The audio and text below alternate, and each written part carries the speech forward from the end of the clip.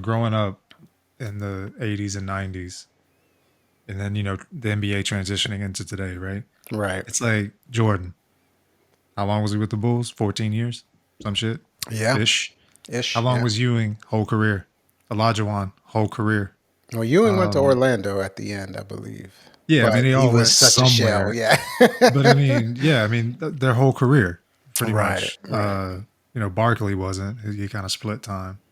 Gary Payton, Karl Malone, John Yeah. Stockton, Magic Johnson, Magic. Kareem. Well, Kareem had two careers pretty much. But the back LA was half kind of was the end. The beginning was right. Milwaukee. But you get what I'm saying. I mean, the Yeah. majority Yeah. of players stuck with their teams, and Yeah. Isaiah. growing, yeah, Isaiah Thomas, yeah, growing Larry up, Bird. Yeah. Larry Sorry. Bird, yep. No, I mean, keep going. Growing up in that era, there was no separation because dudes stuck around. Like there was allegiance to the cities in it, and the roots of sports I felt like ran deeper than it does today. And you're like in college, back in college, man, I can't even fucking like these dudes just go to different schools, and I'm speaking in general terms, but just to get paid. I Right. mean, it's professional athletes, man.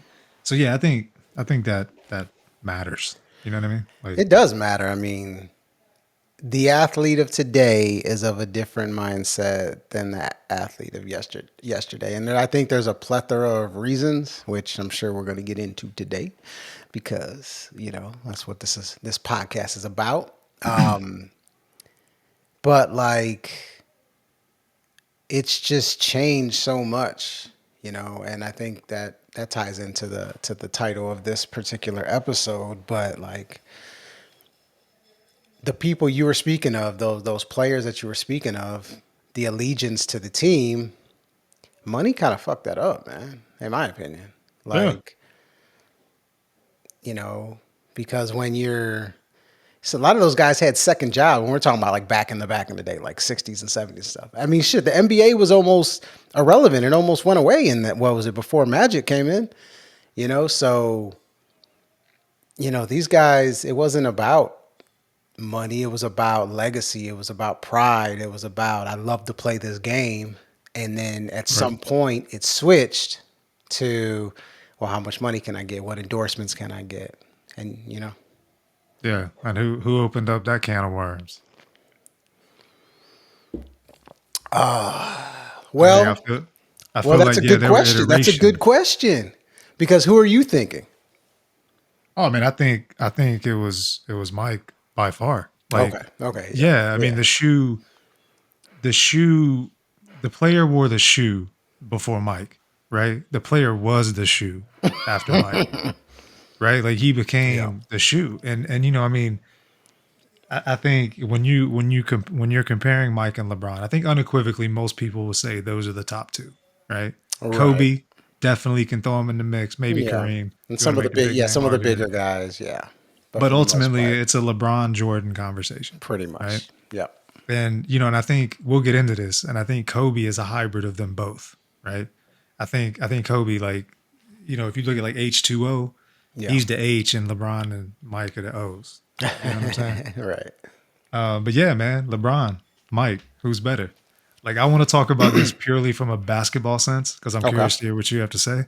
Yeah. And yeah, man, let's go. What you Well, got? I mean, if Who's we're better? talking about who's the better player, I Purely would have, basketball. yeah, purely basketball. I would definitely, I would say LeBron James. The reason Nice. being is I feel like he encapsulated more on the court. Like the Jordan was a beast. Like he was a monster. He would take your heart.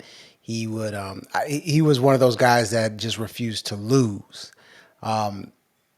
But the way I measure it, because everybody measures it different, and the way I measure it is at their best. When I've seen them at their best, who was better? And to me, it's LeBron. Like LeBron at his peak, at his best, is just a better player. Like I've never seen anybody Yeah. do what he does. Now, you know what I'm saying? But like I said, everybody has a different measuring stick. So I'm interested to hear you. What do you think? Nah, and that's I don't disagree. I mean, I think people like to make the argument of who if you played one on one, like who would win that game. I think LeBron would, but that don't make him the better basketball player, You think LeBron would right? win 1-on-1? Yeah, hundred Oh percent. wow, Yeah, 100%. I disagree. I think Jordan would win, but I that's mean, I think his strength and size. Now, I'm yeah, also taking the LeBron, like basketball LeBron, right? yeah, Not businessman LeBron. for sure. And I think, yeah, no, I don't. Anyway, that's not the conversation. Right. But yeah, so yeah, getting back, yeah, no, I mean, my answer would be 100% Jordan. Um, Okay. and I understand why you're saying that about LeBron, but yeah, and I agree with you, but I think from Jordan's perspective, like the dude, like he put in work. You know what I mean? Like if I was gonna start a franchise and I had to pick between LeBron and Jordan, and my goal was to win championships, I'd pick Jordan 10 times over. I'd never pick LeBron. 99, 100 times over, I would always pick Jordan. Why? Because because like the mentality of Jordan, like the Mamba mentality, like all Kobe did was basically name Jordan's mental mystique, in my opinion. He just owned it and took it to a Yeah. more like marketing level than Jordan ever did. But Jordan, like LeBron, Jordan never missed a game, man.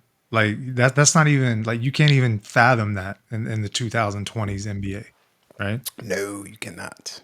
He never missed a game, right? Like Load again, management. you're talking about the pride, Yeah. right? Like he broke the ground of, I believe, he's one of the first players to take care of his body. Like he's one of the first guys that cared about that wasn't Right. into the lifestyle of the NBA, right? Like the shit, the drugs, sex, and what have you, and rock and roll if you want to. But he was the first one to, like, I feel like really really start that, but he never backed down, man. And the dude gave you 110% every night and did it at an elite level. And to me, that's just, you can't, I don't feel like you can say that about LeBron.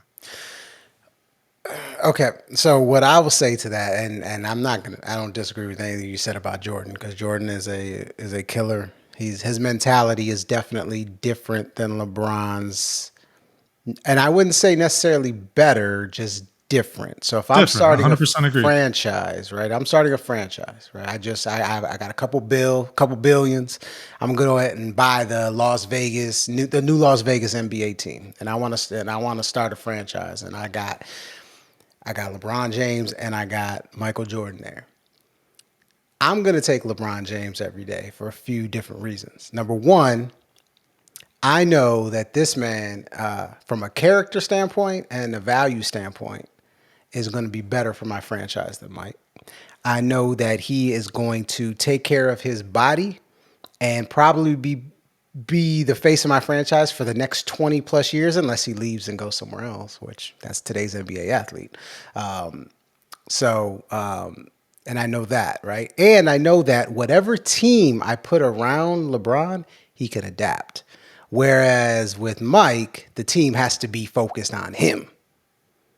So Yeah. that's why I would go with LeBron. Like I said, nothing you said was incorrect. It was completely correct. But at the end of the day, that's what makes this conversation so great, is because it's the perspective of the individual. What do they see? What do they value for a team or a player, or the type of player they are?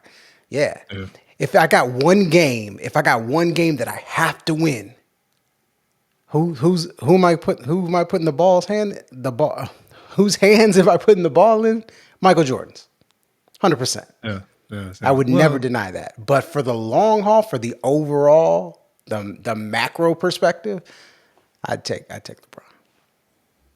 yeah, it's a great conversation, right? And I think it is for a lot of reasons. And this kind of gets into the second level, because now that you said LeBron, like, we could argue all night with this, man. Of If we course. agreed on it, it'd be an easy Yeah. transition. Cool, let's go. Right? Next But topic. because you're saying LeBron, and I'm saying Jordan, like, I gotta get it in. I got to get it in, man. Let's go. Like, there were three athletes, in my opinion, in my lifetime, that transcended sports. Right. Uh-huh.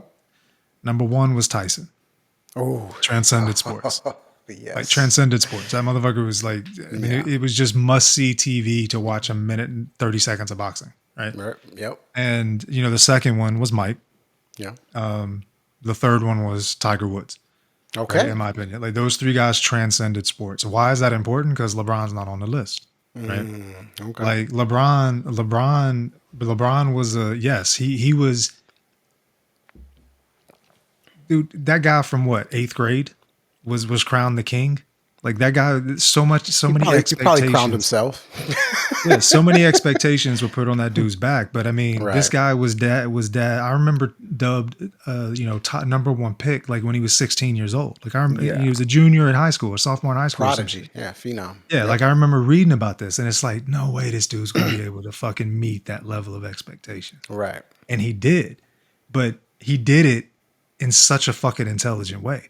And I think, he wins far and above from that perspective than Right. Jordan, because Jordan fucked himself with his mentality, but he got shit done They on a do. level that LeBron never did. You know what I mean? And I had I lost my virginity to Chat GPT today because I looked this shit up and it keeps going away because I ain't signed in or whatever. But Yeah. like, Jordan 6-0 in the playoffs, right? Like the most dominant run in NBA history from what year was that? 93 to 97 or 92 to 90, 91 to 91 to 97, 98. 8, I think. Yeah. 91 to Because he 98. had the Most 2 years dominant where run. he was.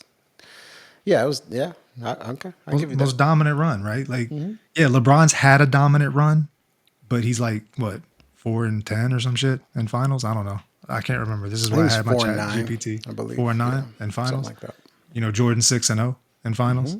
Like when the fucking lights went out, man, and it was in Chicago and it was the finals and that beat dropped and the music came Do, on, do, do, bro, there do, won't do, do. nothing, dude.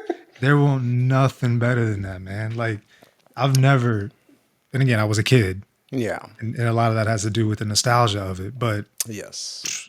I never turned on an NBA TV to see some chalk fly in the air. Like that didn't move me. What? You know what I'm saying? Okay. Perspective. Okay. Perspective, real quick. All Shots right. fired. So, yes, Jordan. There's a commonality with all three people that you said, three athletes that you said transcended sports for you, right? Mhm. They were first. Michael was the first to do it the way he did it, right? He was the first person to be the shoe. He was the first, the Yeah. first one to fly through the air. I mean, I guess Dr. J was pretty flashy too, but not the way Mike did, right? Mike changed the game, right? He made it. I mean, he took it from a business standpoint to a whole nother level. Like everything was, I want to be like Mike. I mean, he just Gatorade commercial, all that shit, The right? shoes, the shoe culture is Fucking because of Mike. Space Jam, all that, right? He's the first one, right? Mike Tyson. I mean, there were great boxers. I mean, but no one captivated the sport or the sporting world like Mike Tyson. That's why he's revered today. You see him on TV, you got to watch because he's just that type of personality. And Tiger Woods, nobody at that age and everything he did, no one's ever done that. Those are first time people. Right. LeBron's like generations later because you had Kobe after him. You had some other players that were great, Shaq and some other guys that were great, Tim Duncan. And then LeBron comes. So he's not, it's almost like that infatuation period, right? Like you got Jordan the first. Well, LeBron and Kobe come and shit, we've already seen that. It's not new. You know what I'm saying? It's not like he Yeah. did anything too new. So I completely get that aspect of it. But here's a part that when we're talking mentality and we're talking about being able to perform, and this goes in all levels of life, is that LeBron, you brought up the expectations, right?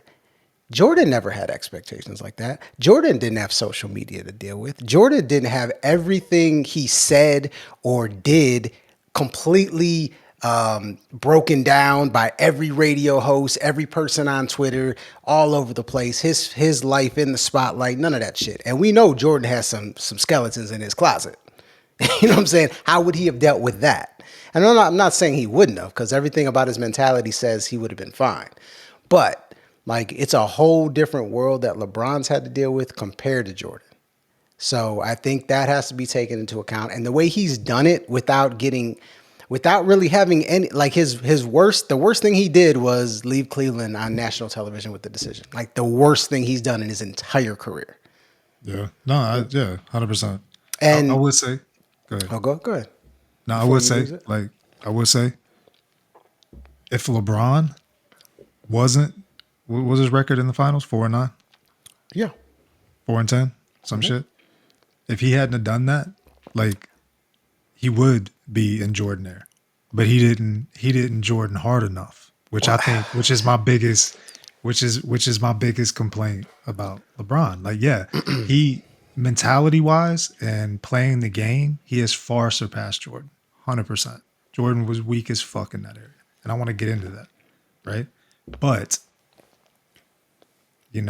like you said, if you're trying to get a game winner, you got that every night out of Jordan. You don't get that every night out of LeBron. yeah, I mean, no doubt. I mean, look, at the end of the day, Jordan was a scoring machine. LeBron isn't a scoring machine. He's an all around machine. Like, if he needs 2 points, he can get it himself, or he can Yeah. make sure he finds somebody who can. But I want to go back to the whole finals thing because I think this is important. Because this is another part of perspective and mentality, right? So you said that Jordan had a finals run of 6 times in the finals and never lost, right? Hmm. 6-0, Yep. right? What about the times he didn't make it? Does that not Yeah. count? No, for The sure it time where he does. got beat in the first round, or he lost in the second round, or he came back from baseball and they lost in the semifinals Yeah, to like midway through Orlando. the season. That Midway through the that season. yeah, that don't count. Or his Wizards years, we don't count those.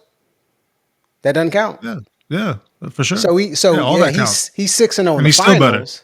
But hold on, he's 6-0 in the finals. But what about his overall record? So LeBron loses credit because he made it to more finals than Jordan. No, he loses credit because when the lights came on and he had to shine brightest, he didn't step up like Jordan stepped up. When Period. did he not step up though? I mean, okay, I know I the answer can't. to that. I I know the I answer to can't that. answer that question. I'm not that much. I don't have that Right. much data on LeBron. Yeah. Okay. So like, and I guess I would say that like what Jordan did was amazing in those 2 3 year runs. But how many years did he play in the NBA? You said 14?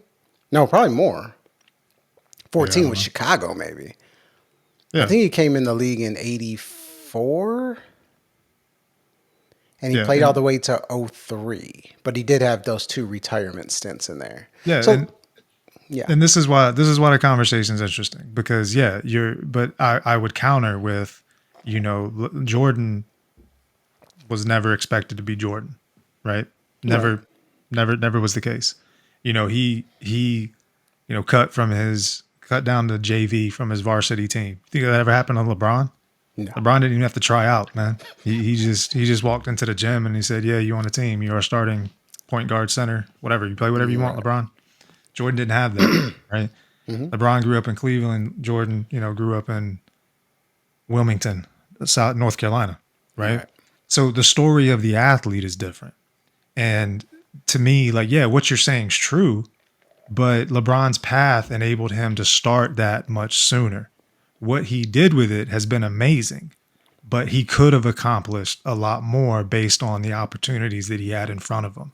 And I think that, to me, is what seals the deal in the conversation because who made the most of their opportunities in terms of on the court? I think it was Jordan. Yes, his longevity is a part of how you define LeBron. But to me, that's second nature to when the lights are on and it matters the most. What's your record? And Jordan's is better in every facet in playoffs. Um,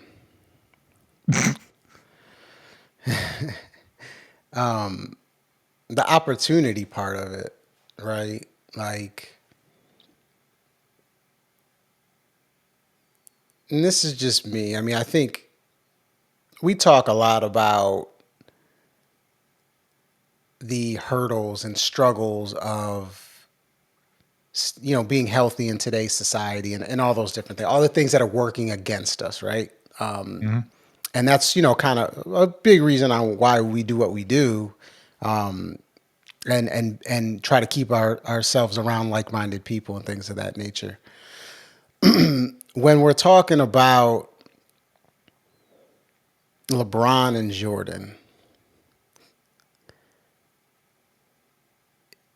Jordan being as transcendent as he was at that time, being head and shoulders athletically probably better than 98% of the league. I mean, there was a couple guys that could do what he. Clyde Drexler was close. Neek. Dominique Wilkins, just phenomenal. But as far as like what Jordan could do, the speed and just the agility and the way he just moved on the court, there was really nobody like him. Dr. J, like I said, was kind of close. That's about it. What were Jordan's hurdles on the court? Like, LeBron is in an era of a completely different athlete than Jordan was. Like, LeBron, yeah, he lost a lot in the finals. And besides the one against the Mavericks, which I have that is the black mark on his career. Like, he lost to like all time teams. Whereas Jordan beat what I would call good teams, but he never really, like, he didn't beat the Pistons till they were old. He didn't beat the Lakers till they were old. And all the other teams he beat, besides, I guess the Jazz were good. They were really good, but I would never say that they were an all-time great team. And I'm not trying to take away from his accomplishments. I'm just talking about opportunities and hurdles, like adversity. I just don't know how much. I don't know. I think the what's the word I'm looking for? The measuring stick is a little different based on the era that they played in. But that's, like I said, that's an opinion, man. That's what, you know what I'm saying.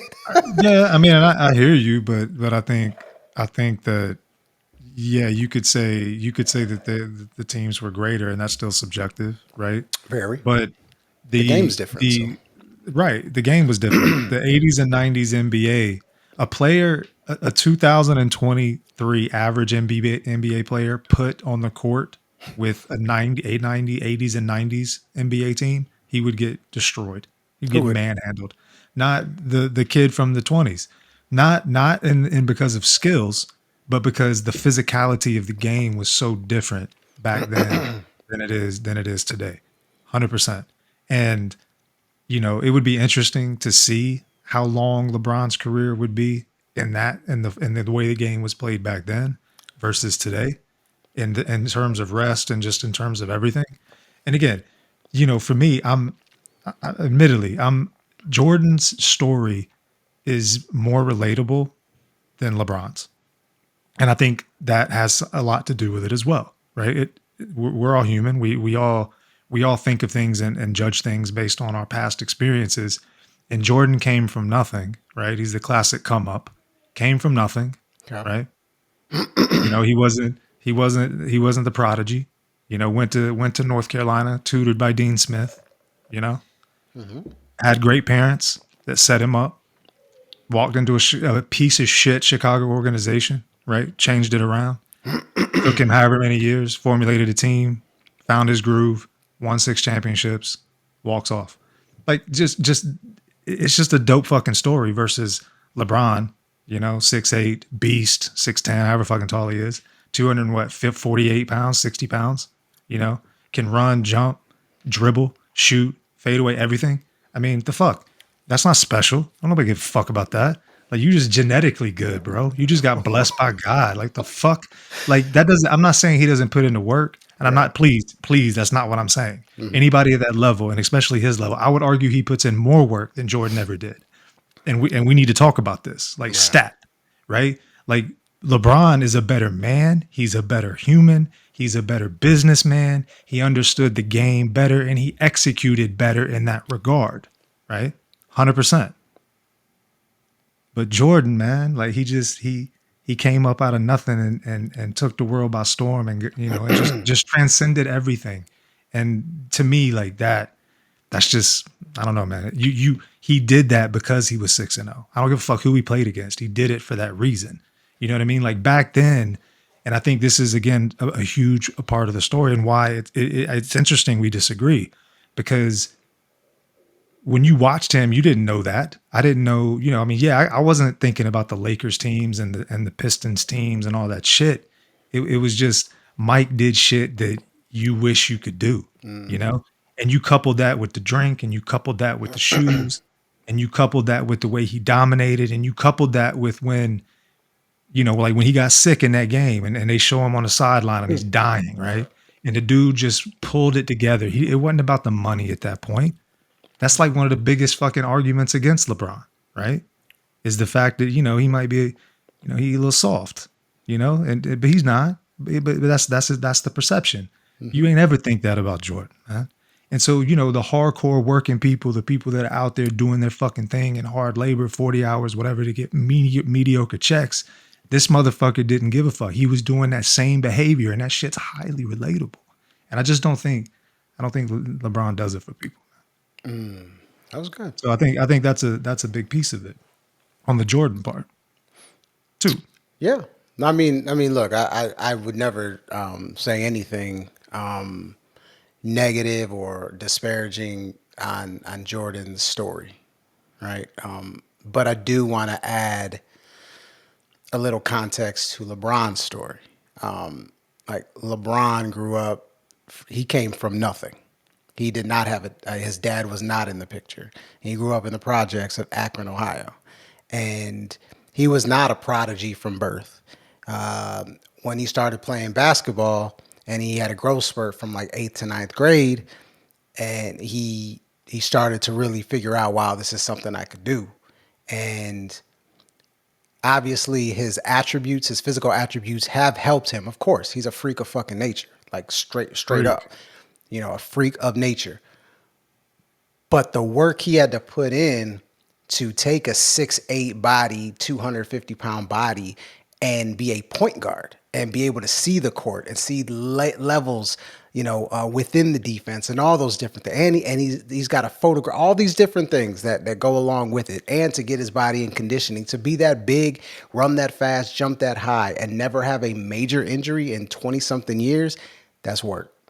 Right. So like, 100%. and he didn't get to go play with Dean Smith. He went straight to the NBA, where he had more expectations on him than any other athlete in the history of the game, and he exceeded them.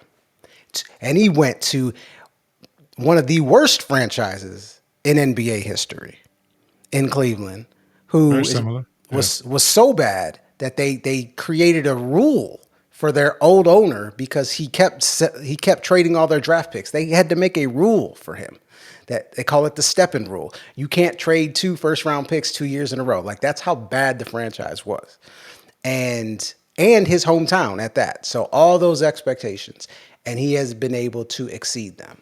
So I mean, his story, I just think, and I'll take it even a step further. What he's done for the people around him. I mean, Rich Paul, one of his good friends, is now one of the top agents in sports. His Maverick Carter, one of his other best friend, has his own movie production company that they produce all kinds of shit with. Like, he's brought his people from high school with him. He didn't leave anybody behind. He built a school, and you talked about the better human stuff, and I know that comes along with it, but that's a part of the story. You know what I'm saying? Yeah. Yeah. No doubt. But I will say this, and this is going to be, and I know people are listening to this are probably either MJ or LeBron. There's usually nobody in the middle. I will say this for Michael, like, the mentality of the game was different and was better than LeBron's, because I don't think Jordan wanted to win more than LeBron, but I do think he didn't want to lose more than LeBron. And one thing that Jordan, you talked about, he played every game, right? Is a saying that he had, and I use this in everything I do when I talk about stuff. Someone asked him, like, how can you get up and play your ass off 110% on the 65th game of the NBA season? How can you just do that, like, every day consistently, be the best version of yourself every time you step on the court? And he said, well, for somebody who's in the crowd, this is the first time they've ever seen me. This might be the only time they ever see me. So I need to showcase the best version of myself for that one person. And that's always stuck with me from a mentality standpoint. Like, man, if Yeah. everybody operated with that mindset of like, man, you don't know who's watching, you don't know who you're influencing, you don't know what power you have in life. And if you looked at everything like every moment, you treat it the same, and you're the best version of yourself, then you're always going to give yourself your opportunity for the best outcome. And that's what Jordan did. And I can't say the same thing for LeBron. Yeah. Yeah. And that's, I don't know. For me, that's the difference maker, because that shit matters to me. That's important to me on my scale of who's the better player. But, you know, let's get into this from the mentality of Jordan. And again, on the come up on LeBron, my intention in that statement wasn't that LeBron didn't come from nothing. It was more about the expectations of the individual players were highly different than, so Jordan's was very much an unknown, right? Right. Yeah, Very much a, he wasn't the first pick in the draft. no, yeah, very much an unknown in the sense that, yeah, he had done some things in college, but this dude didn't dominate in college, not until his, what, like junior, senior years. I think he was at UNC for 4 years, if I'm not mistaken, or was it three? I can't Yeah, it's remember. 3 or 4, but I know he hit that game winner in the tournament. That's how I Right, remember. and that's Yeah. that's when he hit the mystique kind of started to blow up. But he came up in the sense that he had to work harder than LeBron did.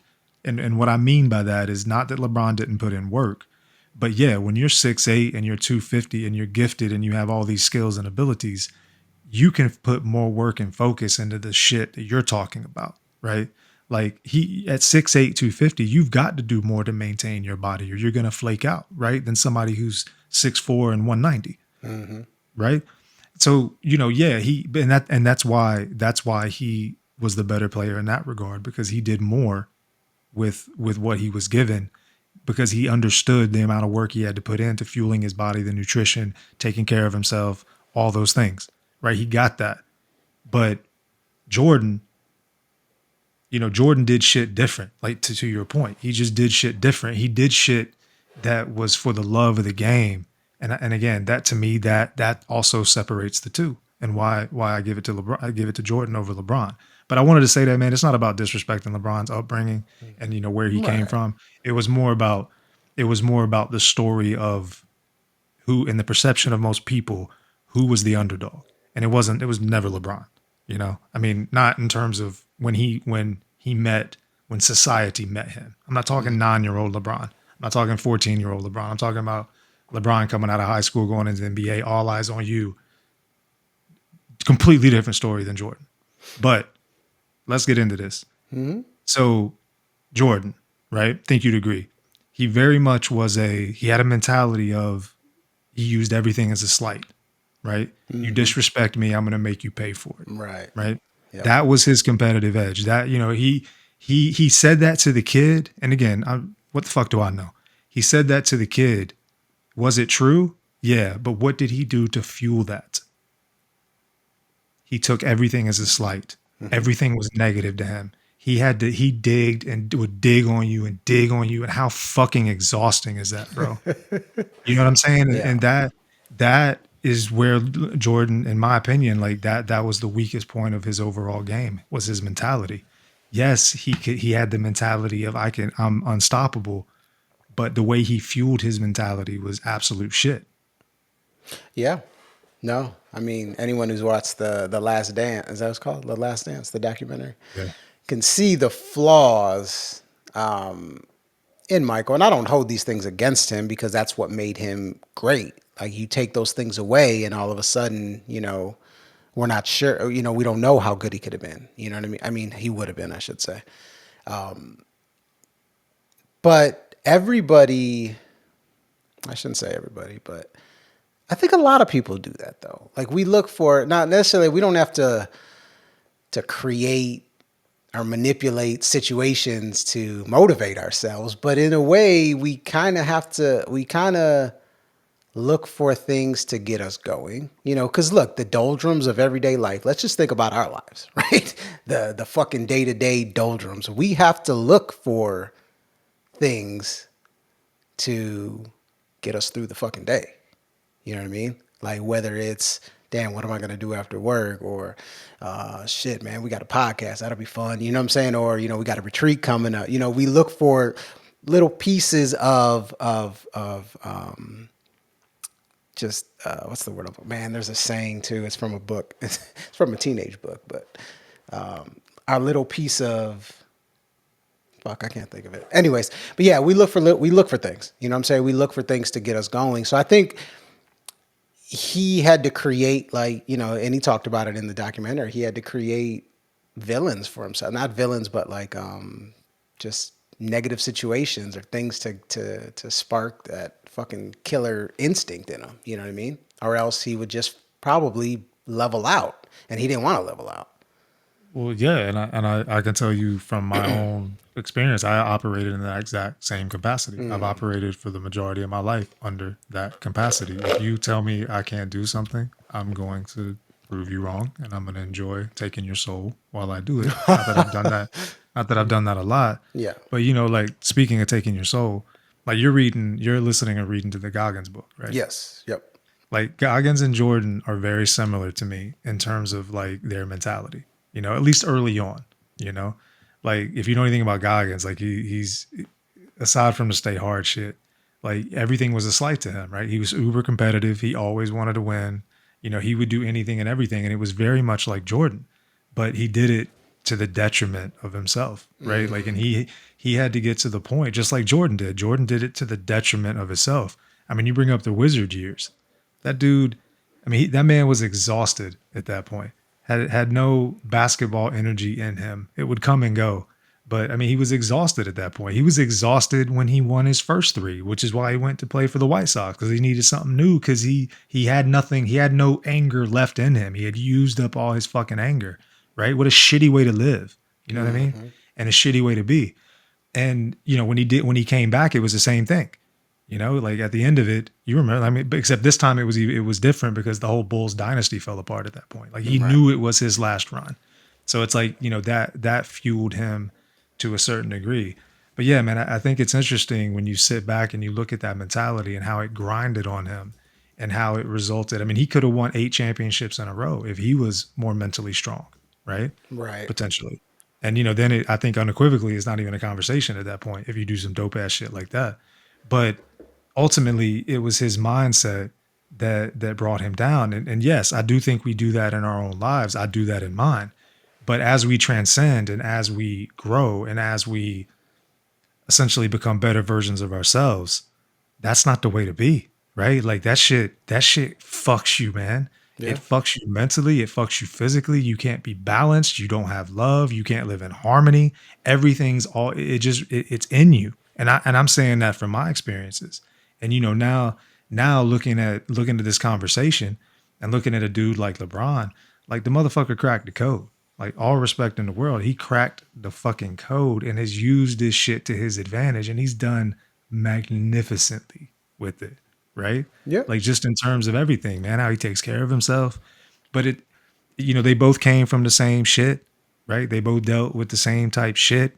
And yet you have a guy that excels by holding on to the negative, and then you have another guy who excels by promoting the positive. And it's an amazing story to me, man, in terms of just like the red shift, blue shift, the Yeah. yin and the yang, negative and positive, whatever, electrical, magnetical, all that bullshit. Right, right, yeah, and that's what makes, yeah, that's ultimately what makes the conversation, because they are so different. I mean, if you look at, okay, you look at impact in the game and how Jordan changed everything when it came to the NBA and just athletes in general, like how branding, he changed branding, right?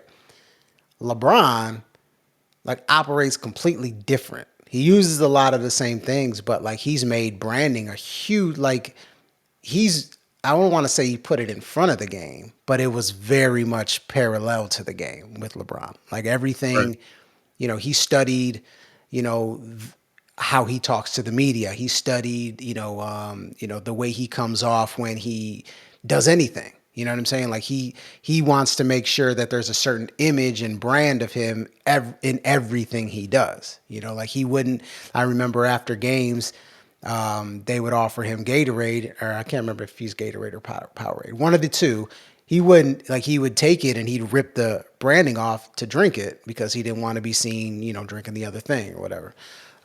But you said something interesting in there about the Jordan. It reminded me of a movie. Have you seen Cool Runnings? I'm sure you have. Oh, how many times? Right, right. Okay, so there's a quote in there that John Candy uses, who he's the coach of the bobsled team or whatever. He's like basically winning. I'm going to read it here because I'll butcher it. He's like, it's quite simple, really. He said, I had to win. I made winning my whole life. And when you make winning your whole life, you have to keep on winning no matter what. And Defines you. yeah, exactly. And I think that is the difference. That is a big difference between and a positive and negative between LeBron and Jordan. Because some people will listen to that and be like, yeah, that's why I picked Jordan, because I know no matter what, he's going to win it by all means necessary, right? Whereas LeBron, I don't know that. And that's fine. But you got to think of the individual too, like you talked about. Like, it's not that you won't get the best out of, you're obviously going to get the best out of Jordan every single time until he's got nothing left. And that's amazing. But like, what is it doing to not only him, but to the energy around the team? And we saw a lot of that with some of his teammates. You know what I'm saying? And 100%. how long could it last? Yeah, he did it for 6 years, but obviously he couldn't do it more. He had to leave the game, right? And ultimately ended up leaving after 98. And the game was changing at the time he left. I mean, you had Allen Iverson coming in, that style of ball. Kobe was starting to pick up, and Kobe and Shaq. Would they have beaten them? Would they have beaten the Lakers? Those types of things. Like we don't know. We'll never know. But I think that's a big aspect of it. Because I can't sit here and say that LeBron has that mentality. I know he has a mentality. He's going to leave it on the court. He's going to prepare himself. One of his famous quotes, I use this all the time as well, is, you prepare yourself, you leave it all on the court, and you live with the results. I don't think Jordan would ever say that. Yeah. He would Nah. never live with the results because the results had to be what he wanted. You know what I'm saying? Yeah. Yeah. Well, yeah. And Jordan, he'll dunk over Ewing. He'll dunk over Tom Chambers. He ain't dunking over Shaquille. No, sir. No, sir. And you know what? Shaquille would catch him midair and body slam him if given the opportunity. Like nah, man. I don't. Anyway, that's a whole other conversation. But I don't think they would have beat the Lakers. No, sir. Too much. Never know. Never know. That's Too Jordan. much. You just never know. Yeah. You never know. But that's my 2 cents. No, but it is fascinating, man. Because when I think of like mental health, man, and just what type of story, we talked about the story of them coming up, but in totality, like there's two different kinds of stories. There's the story of the ascending, the ascending character arc, right? Where they come from Right. nothing and they're told, they get cut from their team and they exceed and they exceed. And then they have a little bit of turmoil and then ultimately they overcome, right? That's kind of Jordan, right? He had a little bit of turmoil, he couldn't get past, he could never get past Detroit, right? They were beating the shit out of him, right? And then, finally he gets past Detroit and then he, fucking climax, right? He just takes the fuck off. Then he has this Yeah. shit with his dad and the gambling and all that, So he had some dips, but ultimately was ascending character arc. Whereas LeBron, it was more of a roller coaster. So he had the highs from the jump, then he had the big lows when he left and went to Miami, and then they got their ass beaten by the Mavericks, and he played like shit, and people are, he became the villain, and he never wanted to be the Yeah. villain. Yeah. And then he comes back to Cleveland, and then he wins a title for a team that hadn't, a city that hadn't won a championship in 52 years. He's God. You know what I'm saying? And then he, kind of plateaus off, right? So different character arcs, it's kind of what's your flavor. Some people like drama, some people like action, some people like comedy. It's ultimately what it is. Yeah, no, and I don't know. Maybe you can enlighten me, but I would argue that year was probably the one year I was like, all right, respect LeBron. When he went back to Cleveland and won it, because Yeah. that's a lot of pressure, bro. Yo, That bro. that's Yeah, that's pressure. that's a lot, and he delivered. He delivered. So yeah, respect for that season for sure. But yeah, man, it's just, like the thing about LeBron, and I think, he did things. He he understands like that concept of the 80-20 rule, right? Like, Jordan was always stuck in the minutia, right? Yelling at his teammates, being an asshole. Yep. Cool guy to hang out with too, but kind of an asshole. All I don't right. see LeBron like that at all, Like Jordan domineering, always put people down, talking down to you, not on my same level, which is what I imagine LeBron's like, right? But you look at a guy like LeBron, and he was smart enough to know, and he still operates to this day this way, right? He's smart enough to know that he's not going to do this himself, right? Like you point, he had a team, and he came up with his team, and he took care of his team, but he leveraged. He put so much time and energy into the little details that matter. You know what I mean? Yeah. Like the little, like you said, that not holding up the Gatorade or the Powerade bottle because he didn't want a picture of him. That then LeBron drinks this, right? Yep. Like enough foresight. Now, whether that was his foresight or not, probably wasn't. Right. Whoever he hired that was on his camp had the foresight to do that. And the Right. fact that that dude has executed it consistently for such a long time at a high level. Like I'm watching shows, man, and I'm like, directed by LeBron James. What? Yep. You know what I mean? Like I don't know about his media. I mean, I knew he went to LA, and he went out there because he wanted to leverage some things, which Right. again, super smart, right? Super fucking intelligent. But he saw the game as a means to build a legacy, whereas Jordan, he it was just a game. It was a game to build his legacy in terms of his own personal Jordan. LeBron is so much bigger than that. You feel me?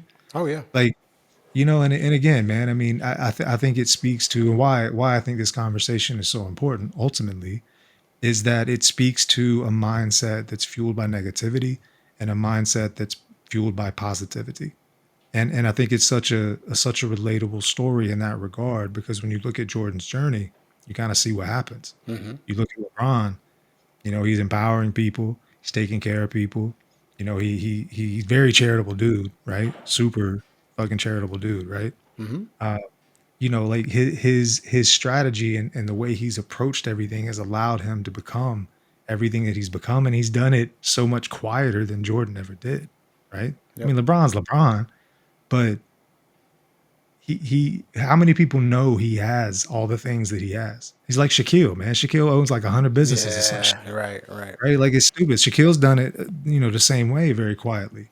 Um, but yeah, man, it just speaks to the mentality, and it's such a good case study for what not fixing your mind and being able to be in the right mindset and what that promotes and what that gives you and how much more it gives back than a negative mindset, Yeah, and man. just a negative and being fueled by negativity.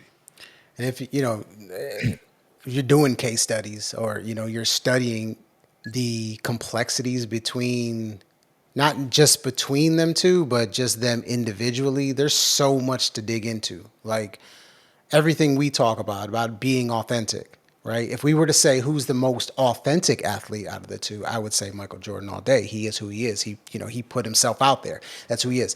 LeBron, on the other hand, I would say he's not very authentic. I think that he puts on a brand, right? It's almost like a character in a way. Business. He's a business. It's like what does Jay-Z say? It's I'm not a businessman. I'm a business man. You know what I'm saying? Like he's a Yeah. business, and that's that's Yeah. that's LeBron. He's a business, so everything is calculated. Jordan, everything is raw. Everything is real. You know what I'm saying? I think the only thing Jordan ever kind of brand, I should the only thing that Jordan did that I would say would be similar to something LeBron would do is when he would never take a stance politically, because he's like, hey, look, Republicans buy Jordans too. So he would never say anything. I mean, that's the only Right, thing I right. can think of from MJ. But the Yeah. complexities of both these dudes, because look, I could, LeBron is obviously currently playing, and well, he's not in the playoffs right now, but currently actively an NBA player. The thing about LeBron that is inspirational to, I think, a lot of people in when we're talking about mental health and we're talking about just overcoming shit, is that he was basically, in essence, a child star. right? Like a kid. You know what I'm saying? He came in the league as a kid. Expectations, all that stuff. And he was beloved. And then there was a period where he was hated. And LeBron isn't was not built to deal with that. Jordan probably was. Jordan didn't give a fuck. Hate me, love me, I'm here to win. I'm going for your fucking throat. Like that's Jordan. Very similar to Yeah. Kobe, right? LeBron ain't built like that. And to see, and this is just from my perspective, to see the arc of him going from beloved child, growing into a man, to absolutely despised by most people in the sporting world. And to see what he had to do, like he wasn't afraid to tell people he got a sports psychologist, right, to help him through that. And it's very, very well documented. And to see how he changed, and to see how he was able to think about a at that time, multi-million-dollar athlete, you know, admitting, with all the ego these athletes have, admitting that they need help because they can't deal with what's going on around them currently. Like the whole talking about mental health stuff in the NBA was Jordan would never done that. no, not at all. And you think Kobe would have done that? Like these guys wouldn't have None done of them that. dudes. Yeah, Right, none of right. them dudes. But he made, in a way, he kind of made it okay to do that. If you got the biggest star in the game that's willing to admit that, you know what, I need fucking help, then DeMar DeRozan comes out, Kevin Love, all these other guys are coming out. Now the Players Tribune where, you have athletes that can blog now and, it's kind of, you find outlets and shit.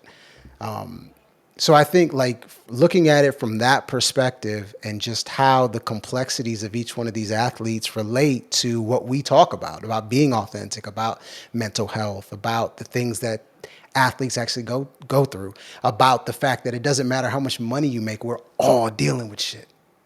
You know what I'm saying? And the Yeah. things that Yeah. Jordan was dealing with, he'll never fucking let you know. He'll never offer that up to anybody, But we Yeah. know if he had to use, like you said, if he had to use things to inspire him or motivate him, he's got some deep rooted demons, man. You know what I'm Oh saying? yeah. Yeah. I know. Cause yeah, I've lived the same way. Yeah. Yeah. Yeah. You're always going back to that negative source to fuel you. And it most likely was from his childhood. And, it most likely was from a fatherly issue and on and on and on. We all, and it's cool, man, because like we all tell the same story, right? Like we all were 100% clean in our thoughts and had no shame and had enthusiasm, and we just lived moment by moment. And every day we got older, and every year we celebrated a birthday, it just got dirtier and it got dirtier. And some of us handled it the way Jordan did. Some of us handled it the way LeBron did. And at the end of the day, nobody's right or wrong in that, Right. right? Because LeBron, by handling it the way he did, probably did a lot of self-inflicted things to himself. So much so that he had to get a sports psychologist, right? Right. Because of that path and because of him wanting to maintain an image and just the pressure that puts on you. But you know, and that's what's cool, man, is that it's relatable. It's relatable, and we're all experiencing the same shit, just on a different path and a different, like, what's the word I'm looking for? Like a different degree. You know what I mean? Just a different degree. LeBron got a wife. He got kids. He dealing with the same bullshit me and you dealing with our wives, man. Trying to be masculine and knowing when to listen. And, not tell them what to do. Yeah. Just be present. And, understand that she a moon and she got 28 days and she gonna change. And I just need to be here and be strong and be the masculine. He dealing with the same shit, right? He wants to slap her sometimes, you know? And he's dealing with the same things, man. Like, Yeah. and he still is able to do what he does. But at the end of the day, dude, like that, and again, that's why I would pick LeBron as the better person, Yeah. because understanding where I'm at in my life, because we're of similar ages, right? It's like he executes, and he's consistent, and he's smart enough to spend his money where he needs to spend it, and he's smart enough to understand that when he does that, he basically gets 80 more percent out of himself than he would otherwise, right? And he's not beating himself down the way Jordan did. Yeah. I would love to have like an off the like I would love to like hypnotize Jordan Yeah. and just have him answer my questions honestly. That would be dope. So many things. Right. So many things I want to ask that dude. Oh yeah, Yeah, man. man. But yeah, Um, it's just it's super dope. this is actually a fun fact, real quick. First off, who would you say is the greatest football player of all time? And that's so hard, man. Take out quarterbacks, right? Let's just take No, out I quarter. don't think Okay. I would never name a quarterback Okay. Okay. Okay. because Okay. that's such a like to credit that specific skill and have that elevate that specific skill above all the other skills on the field. It's like that's not fair. You know what I Right. mean? But if I my honest answer is Bo Jackson. Oh wow. Okay, I did not That's my expect. honest answer. Bo Wow, Jackson. Bo. Okay. Okay. All right. The reason I asked that is because this is really cool. So Michael Jordan shares the same birthday as Jim Brown, and Okay, a a that's decent where you're going with percentage of that, right? people feel that Jim Brown is the greatest football player of all time. And Michael Jordan, most people probably most people think that he's the greatest basketball player of all time. All right, who do you think is the greatest golfer of all time? Woods. Okay, LeBron James shares the same birthday as Tiger Woods. And some people, isn't that kind of crazy? You know, That is crazy. yeah, yeah. I always thought that was pretty interesting. That's How I would they, like yeah I want to look up their charts now I and know, right? Obviously different overlap years them and shit, but and yeah, see yeah like print them out and overlap them and see how they line up. yeah. But That'd be kind of cool. yeah, you know, it's just crazy. I always thought that was pretty interesting, man. But yeah, I mean, Hey, we talk about authentic. Jesus Christ, being authentic. wait I was trying to say authenticity. Yeah, authenticity. There we go. That's the word. And you talked about asking Jordan questions and hypnotizing him. I'd like to do the same thing with LeBron because you really don't know if he's being authentic. You know what I'm saying? yeah Everything seems so calculated. Like I give a quick example. So throughout his run with Cleveland the second time, he had a film crew with him. You know what I'm saying? To kind of document what was going on, similar to Jordan in a way. And they would watch, and they did this show where they were kind of watching the footage and everything that happened, and they have commentary on, similar to the Goggins book in a way, where you read a chat or listen to a chapter and then they talk about it. It's kind of what this the show was. And, when LeBron won the title with Cleveland, he comes out and says, I think this is what made me the greatest player of all time. That right there, winning the championship in Cleveland made me the best player of all time. That's something Jordan would never say. Like, Jordan would never crown himself as the greatest player of all time. yeah There's many quotes. People have asked him that, and he's like, nah, man, it ain't up for me to decide. But LeBron would do that. Now, the reason is it's branding. You know what I'm saying? Like, he's the type of person that's going to put it out there with that type of bravado and confidence so it gets talked about more. It's calculated. Does he yeah really truly like go to bed at night and think, you know what I'm saying? That's the reason he's the greatest player of all time. No, but he felt like that was justifiable to say that on national television because of branding, because it's calculated. And that's just the difference in the two. So yeah, from an authenticity standpoint, I would love to really see who the true LeBron is. I know from a character standpoint, I pretty much know who he is and value standpoint, but as far as from like a sports mentality aspect, I would definitely love to dive into his brain. well and you say I think there's a lot of truth in what people say and there's a lot behind what people say. So for him to say that cements me as the greatest basketball player of all time, Right. I think also probably speaks to the level of effort and work he had to put into it. Because I think that very much is that generation's mentality. You know what I mean? Like they want you to know that I put in work and they're proud of the work they put in. And that essentially is what he was saying, right? Because Yeah. like I at that point in his career, like to your point, become the villain, right? He lost to Dirk Nowitzki Yeah. in Dallas, right?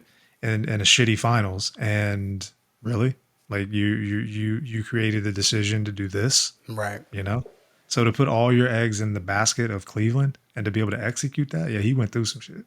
Yeah, He but went through some let me ask you this though, like, and like, we're athletic individuals, right? yeah, somewhat. Right. When I think of LeBron saying that, like at the end of the day, like, why does it matter? Why does it matter? Like, because like LeBron's thing after he won his, two titles in Miami, his main thing was now I'm chasing a ghost. I'm chasing MJ. I'm chasing MJ because, well, but why?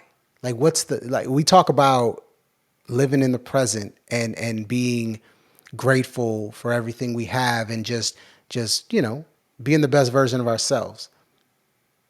What's the mentality? And this is an athlete's mentality. I get it. I get it. But I think it's an important discussion because, and as I get older and more wise, I'm starting to understand. Obviously, it's based off ego, you know, but like, why does it matter? Why does it matter if you get you're crowned the greatest of all time? You know what I'm saying? You're making your money, you're feeding your family, you're doing what you love.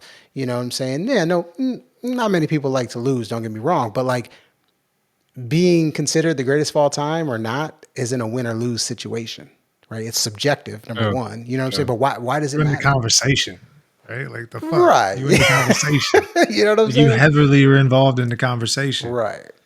Well, dude, I think to your point earlier, it speaks to the similarities we all exist under, right?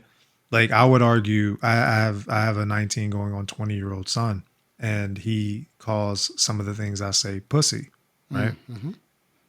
He says pussy, I say experienced, right? I like it.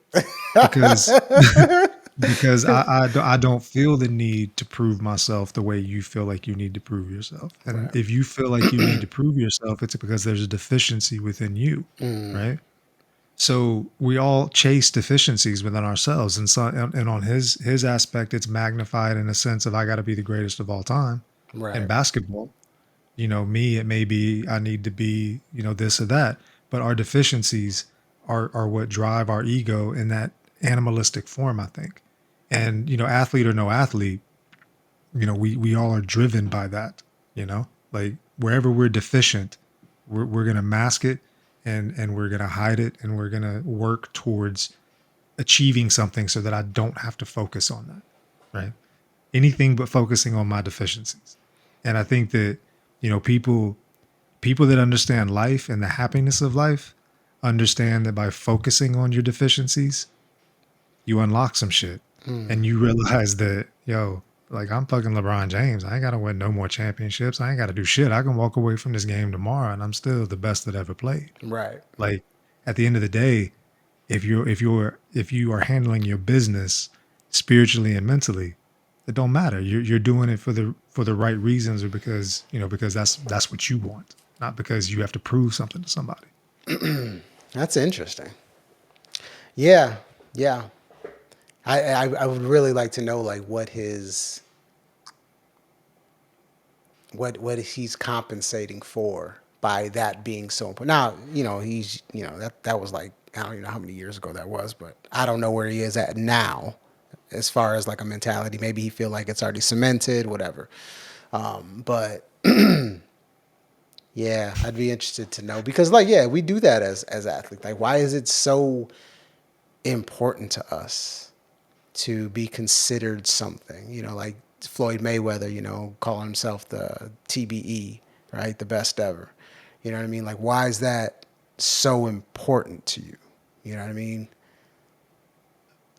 Well, and I think it speaks to, forgive me, but generationally, right? You said it, Jordan would never do that, right? Like Right.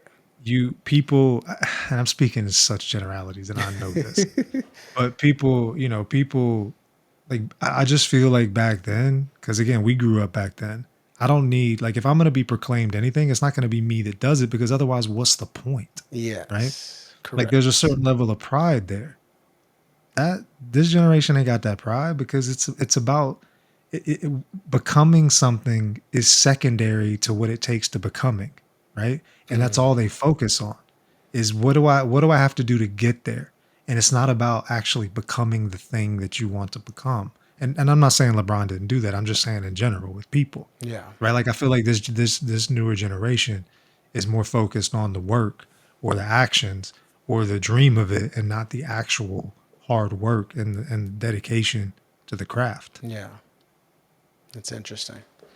I mean, the only person when you think of the most some of the most flamboyant athletes of all time, or the most cocky and stuff like that, most of them are probably from 92 and later, because I think you like Dion. Dion was very flamboyant, but backed it up like a motherfucker on the field.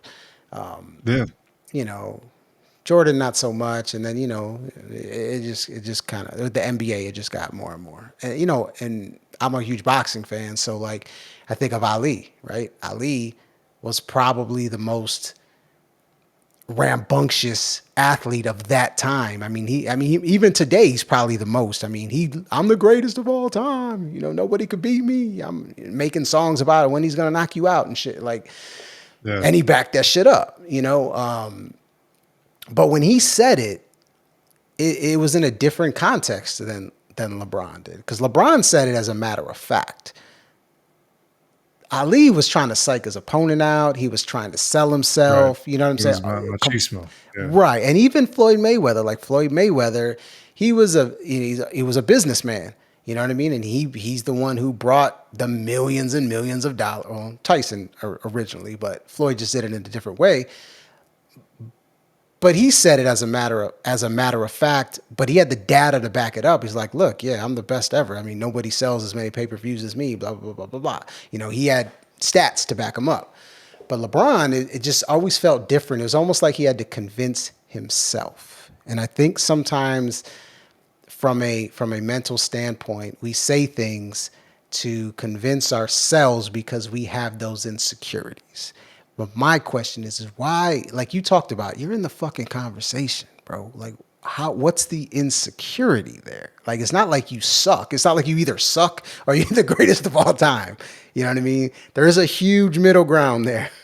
Yeah. So I'd just be interested to know what's he convincing himself, and what's that insecurity? I don't know. Maybe it's just, Well, hey, I but just want to be revered, and I don't know. well, and it speaks to the magnitude in which money does not change that, right? True. Like the man got all the money he needs, and he's still struggling with the same shit that the broke motherfucker's struggling with, Yeah. right? Like I'm not, coulda, woulda, shoulda, or I need to prove it to myself, or this, that, and the other. So it's like, it's just interesting that raw emotion transcends everything, if you allow it to, but that's how powerful it is, right? Right. And that's a beautiful aspect of the story that, yeah, I ain't even really thought about until you said that, because yeah, it transcends everything, Wow. which is amazing. It's a good discussion, man. I mean, you gonna give up billions of dollars. I mean, we what do we have to lose, right? I mean, Straight up. it's crazy. It's crazy when you think about it. But yeah, that's dope. Athletes, man, just it's such a man, because we talk about ego all the time, being able to balance the ego, and when you're an athlete, man, that's tough, because the expectations, especially now with money, like you're getting paid millions of dollars to do something. There's an expectation that comes with that, and to be able to balance your ego and not allow your ego to overtake the essence of you is extremely difficult, man. Well, too, I mean, and you're in a job where you don't, if you can turn your ego on and off, most people can't do that. That's a skill, right? That's a huge skill. And to be in a highly competitive environment like athletes deal with on a day in, day out basis, and to have to turn that on and turn that off all the time, especially NFL, man, that's next. Like NFL and hockey players, The and physicality, yeah. also, what are the dudes that throw the in Australia rugby, Rugby, like yeah. those dudes? Like, bro, to be able to get to like come in and out of that mentality, and to be in that those violence of sports, Right. like to me, respect, man. Like that's just For like sure. that's next level. That's next level. But you know, it shows itself in the dudes that can't handle it, that you know that struggle with that, with you know violence and domestic violence and all the shit. But it's like, bro, like what a fucking tough fucking world to live in. But yeah, you're getting compensated heavily. I want to follow up on that, and just because I think both of us can speak to this. I know your son is into combat sports, and so I'm very excited to see where he takes that. And I'm a huge boxing fan, and that is one of the things. Like people talk about boxing being barbaric and things of that nature, and in essence, it is. But the most beautiful thing about boxing is that you can talk as much shit as you want. You can go face to face, look each other's down like you're gonna kill each other. You can go 12 rounds beating the shit out of each other. And then after the fight, you hug each other, thank each other for the opportunity, and have a newfound respect for each other because you guys both went through something together. You know what I'm saying? It doesn't. I mean, and it doesn't happen all the time, but the majority of the time, that's what. Doesn't matter if they hate each other. I've seen guys Yeah, spit on each other, fucking slap the shit out of each other, and then they're hugging at the end of the fight. You know what I'm saying? And that's one of the most humanistic things and humanistic sports in the world because there is no other sport that goes through that that does that. yeah. You know what I'm saying? And it's such a beautiful thing in my opinion.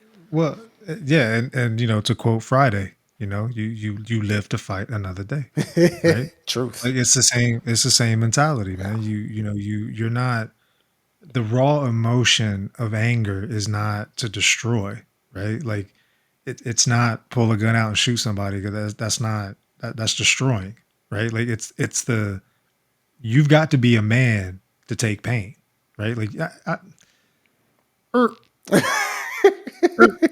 I can't you can't say shit like these All days, right. right? No shit. Right. You have you know you have to be tough to take pain. Like Yeah. you know to stand there and know you're gonna walk out with you know, a busted eye, a broken, you know, jaw, who knows what can happen and be willing to put yourself like you have to be mentally strong and fucked up and you have to be able to take pain. Like it takes a lot of people don't like pain, man. Mm-hmm. A lot of people don't want to deal with pain.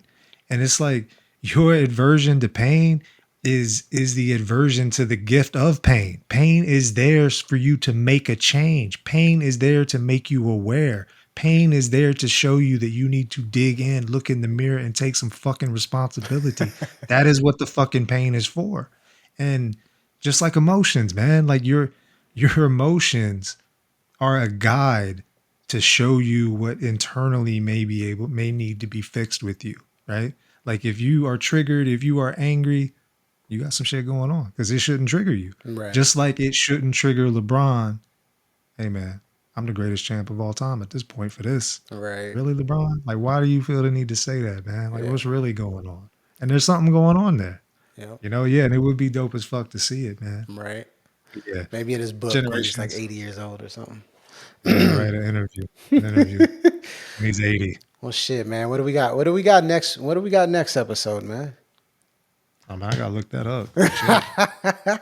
Well, in the meantime, I'll do a quick little plug, man. We got a retreat coming up, bro. We got a We retreat do. in November, and November. what's cool is a lot of the concepts we talk about, from wellness, mental health, we actually put into practice and apply in a community we're building on Facebook. So we have it's a group called Escape Within Retreats, Healing and Connection. It's a public group. You can join in.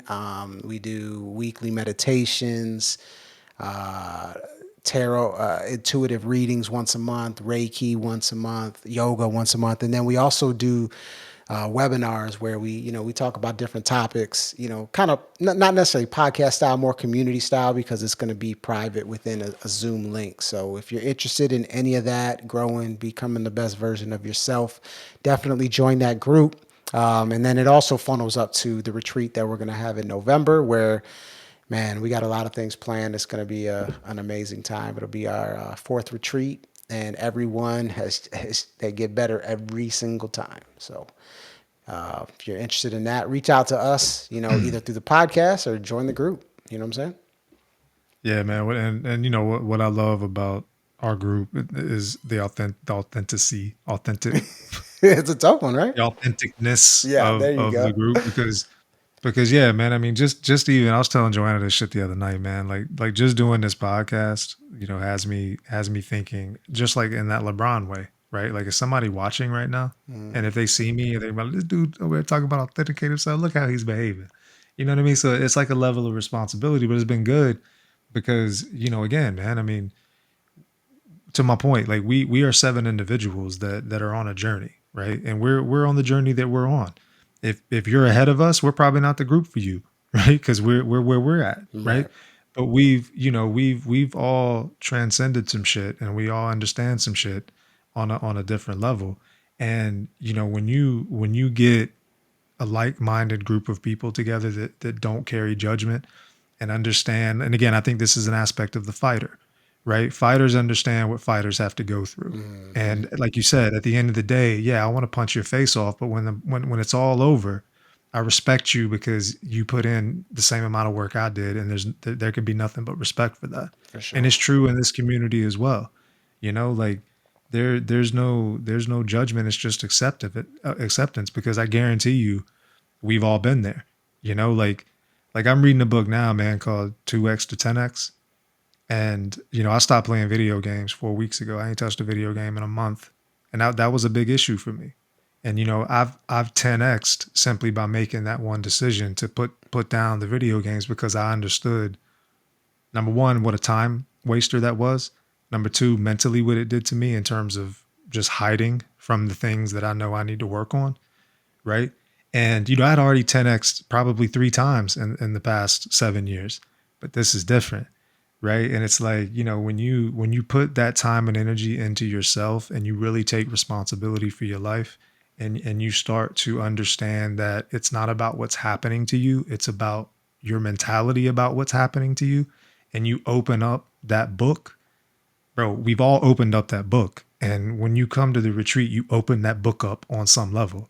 And it's different for everybody. And that's what's so dope about it because, like we're all still healing. You're gonna be healing your whole life. This is not a You're not gonna fucking go to a retreat and come home and boom, you're the perfect person that you always wanted to be. That's only the Right. beginning, Right. right? But when you unlock this shit and you start putting energy into it and you start seeing fucking results, man, yeah, you have your highs and lows, but the goal's the goal and there's no end. The perfect transit, the perfect, like, in order for me to reach Christ consciousness, bro, am I gonna get there? No, there's no way. But fuck, yo, it's way better than the alternative, which Hmm. is sitting around being mad and finding slights in everything that you do to motivate me to get to work versus building a legacy, building a family, building a mentality, being a positive influence, shaping those around me, being the light. That's what it's about, man. And that's what this group does, straight up. Yes, yes, yes, yes. Yep, yep, yep. And also, last thing, you want to support this podcast, definitely leave us a review on Spotify or Apple Podcasts. That enables us to, kind of get fit into the algorithm so more people can see this and hear this light. Or I should say, feel this light, share this light, whatever. Anyways, yeah, what we got next time, bro? Do you got anything? Bodybuilding. Ooh, man. It's a good segue. It's a good segue. Okay. I'm excited. We'll see y'all. Yeah. We'll see y'all in a little bit. All right, man. Peace.